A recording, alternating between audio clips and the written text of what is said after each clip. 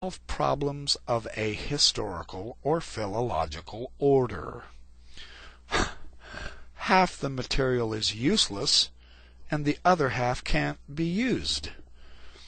See, if such can be seriously described as the state of archaeology, in the old world, mind you, where the study is ancient and where it's fairly well established, as G. Ernest Wright proposed, you see, in that other article of his, how can we seriously attempt, at this state of the game, to apply archaeological evidence to prove the Book of Mormon?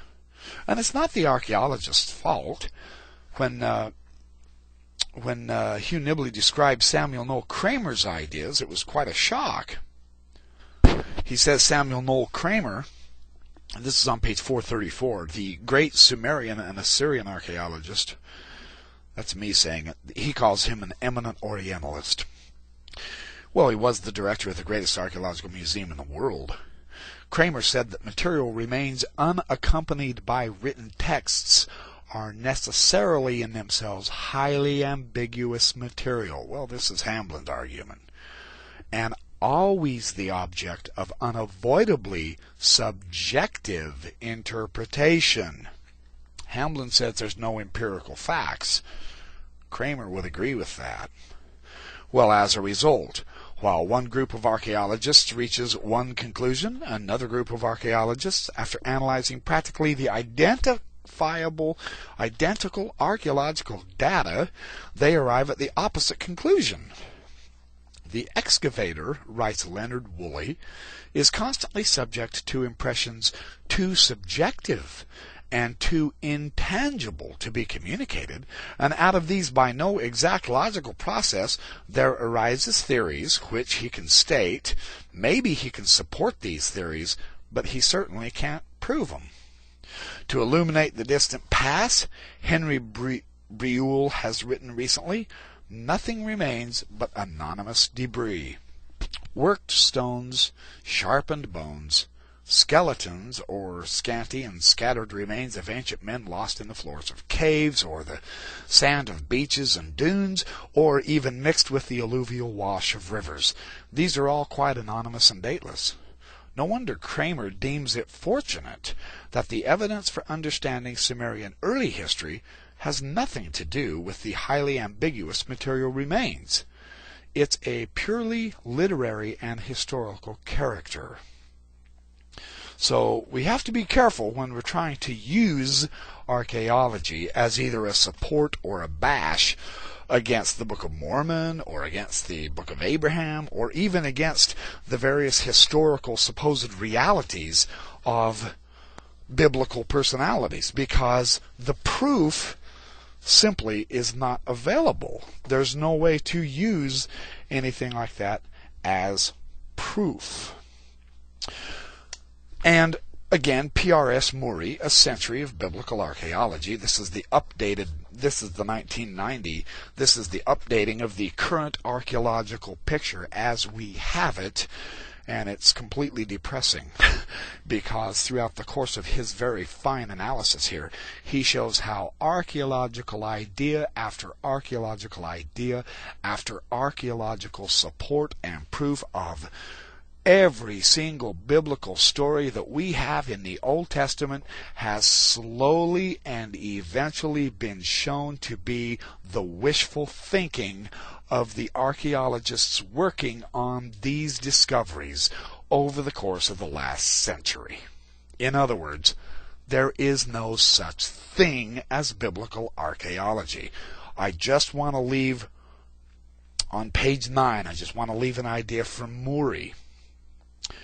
He says, in the years between 1845 and 1850, as archaeological discovery produced more and more cuneiform inscriptions, and improved copies of those long known became available, success with decipherment of the texts accelerated in England, France, and Germany.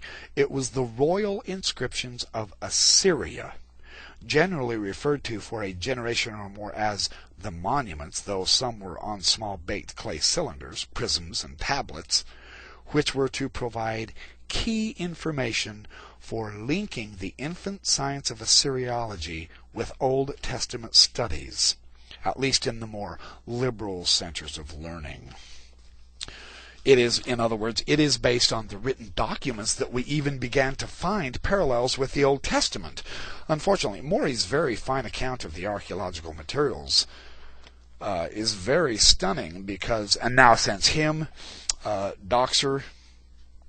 Amy Doxer Marcus, The View from Nebo, How Archaeology is Rewriting the Bible and Reshaping the Middle East, and then the other one by Israel Finkelstein and Neil Asher Silberman, The Bible Unearthed, Archaeology's New Vision of Ancient Israel and the Origin of its Sacred Texts. Now that the scholars are beginning to look at the archaeology in the Bible, they're showing how the vast majority of the archaeological proof of the historicity of the Bible, unfortunately, has been mostly wishful thinking. And this is sobering, and it is sombering. It's not a gleeful situation whatsoever, because we're all in the same boat. We all want to try to understand, for Pete's sake, what happened in the past. And now we're being told that of the vast amount of work on archaeology, and biblical archaeology, it's largely an American white man's Protestant thing. P.R.S. Maury shows that and says that. He says the Israelis, they don't have this idea of biblical archaeology as we Americans do. Well, that's sobering news. And I think Hamblin made his case. And I think the archaeologists are making their cases. So rather than proposing any final answers as to whether Abraham existed or not, or whether the Book of Mormon is supported archaeologically, or even if the Bible is supported archaeologically, what we need to do is understand the principles and the methods of how historical inquiry are worked on. And Bill Hamblin, as an LDS scholar and historian, and G. Ernest Wright, and Leonard Woolley, and Samuel Noel Kramer, and Israel Finkelstein, and Neil Asher Silberman, and P.R.S. Maury, and all of the various archaeologists that Hugh Nibley used in his book, An Approach to the Book of Mormon, are exactly correct. Without the written texts, there are no empirical facts for the Bible. And yet, even with the written texts, there are no empirical facts about the Bible. It is all interpretation. That's crucial to understand. So thank you for listening to this Backyard Professor podcast series. I certainly enjoy researching, sharing what I'm finding and discovering with you. I hope you're enjoying this series. I hope you're getting something out of them. And it's time to gain a better understanding of absolutely everything that occurs as we begin to take seriously the research and writings of numerous great scholars. So thanks for joining me. And remember, oh yeah, Backyard Professor says, have a great